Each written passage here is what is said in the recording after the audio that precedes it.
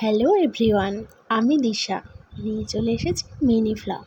তো দেখো তো পুরো ভিডিওটা তোমরা কেমন লাগে। চলে গেছিলাম কালকে রাজবাড়িতে, কৃষ্ণনগর রাজবাড়িতে যে বারদোলের মেলা, তারই ছিল দ্বিতীয় দিন। তো সেই জন্য চলে গিয়েছিলাম। তো প্রথম 3 দিন গেলে ঠাকুর দেখা যায়, তারপরে আর ঠাকুর থাকে না। তো তার জন্যই হুটোপাটা করে গেলাম। আর দেখলেই তো ঢুকতে কত ভিড়, প্রচণ্ড ভিড়, ঠেলে ঠেলে আর গরমের মধ্যে ঘেমে একেবারে একাকার হয়ে গেছিলাম। তো তারপরে যাই হোক, এই দেখো রাজবাড়ির ভেতরে অবশেষে ঢুকতে পেরেছি। তারপরে আবার লাইন দিয়ে দিয়ে দাঁড়িয়ে দাঁড়িয়ে তারপরে ঠাকুরের কাছে আসতে পারলাম। অবশেষে ঠাকুরকে দেখতে পেলাম। তোমরাও আমার সাথে সাথে ঠাকুর দর্শন করো। দেখো কত সুন্দর সুন্দর ভাবে সব সাজানো রয়েছে। আর সবাই এই 3 দিন যায়, আবির নিয়ে যায়, আবির দেয় ঠাকুরের চরণে। আর এই দেখো, এটা হলো রাজবাড়ির নাট মন্দির। যারা কৃষ্ণনগরের মধ্যে থাকো তারা তো চেনোই, আর যারা থাকো না তাদের জন্য বলে দিলাম।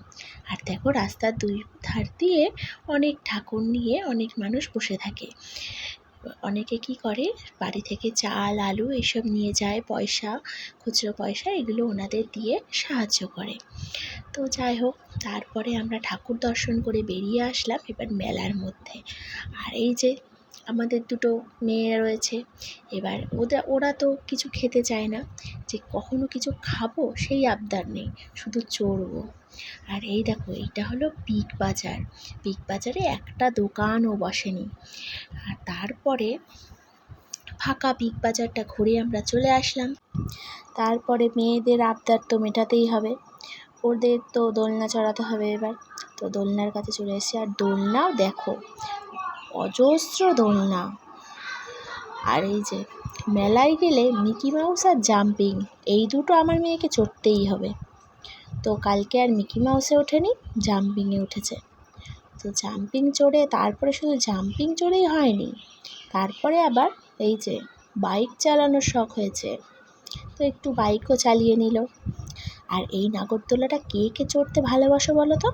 আমার কিন্তু বেশ ভালো লাগে, যদি পার্টনার পাই তাহলেই উঠি। তো যাই হোক, মেলাটা তোমাদের পুরোটা ঘুরিয়ে দেখানোর চেষ্টা করলাম। এরপরে আমরা বেরিয়ে পড়লাম মেলা থেকে। আর আমরা পেছনের রাস্তা দিয়ে গিয়েছিলাম, ওখানে না পুকুরের ওপর দিয়ে একটা বাঁশের ব্রিজ করা থাকে। তো আমার তো খুব ভয় লাগছিল, আস্তে আস্তে ওই জন্য যাচ্ছিলাম।